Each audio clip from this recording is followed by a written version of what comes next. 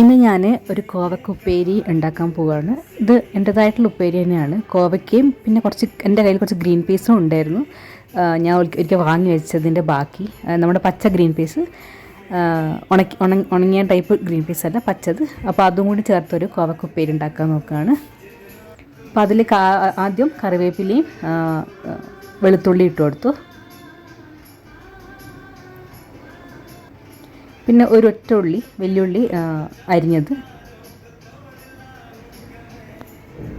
പിന്നെ നമ്മുടെ green peas. അപ്പോൾ ഇത്രയും എൻ്റെ കയ്യിലുള്ളൂ ഇപ്പോൾ. ഇത് കുറച്ച് ബാക്കിയുള്ളതാണ്, അത് ഞാൻ ഇട്ട് കൊടുത്തു. പിന്നെ കുറച്ച് ജീരകം, പിന്നെ കുറച്ച് മഞ്ഞൾപ്പൊടി,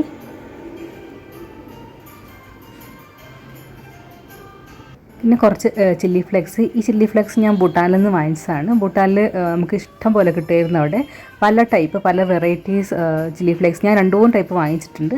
അതിലൊരു ടൈപ്പാണിത്.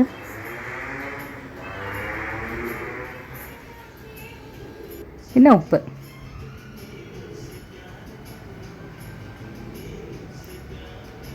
പിന്നെ കുറച്ച് വെളിച്ചെണ്ണ. ഞാൻ കുറച്ച് യൂസ് ചെയ്യുന്നുള്ളൂ, ഞാൻ അധികം വെളിച്ചെണ്ണ യൂസ് ചെയ്യാറില്ല, കുറച്ച് യൂസ് ചെയ്യുള്ളൂ.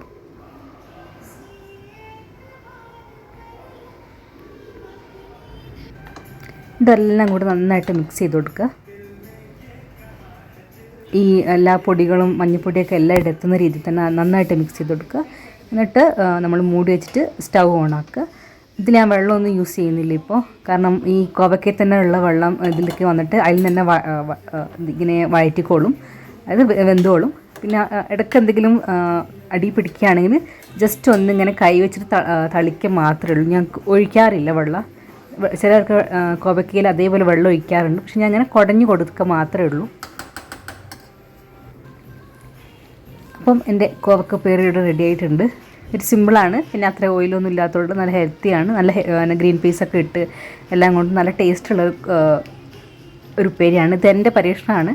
ഞാനിവിടെ നോക്കിയിട്ട് ആരുടെ വീഡിയോ റെഫർ ചെയ്തിട്ടൊന്നുമല്ല, കാരണം എൻ്റെ കയ്യിൽ കുറച്ച് ഗ്രീൻ പീസ് ഉള്ളതുകൊണ്ട് ഞാൻ ചുമ്മാ അതിലേക്ക് ഇട്ടിട്ട് സാധാ ഉപ്പേരി ഉണ്ടാക്കുന്ന പോലെ അങ്ങ് ഉണ്ടാക്കിയതാണ്. അപ്പോൾ എല്ലാവരും ട്രൈ ചെയ്ത് നോക്കുക.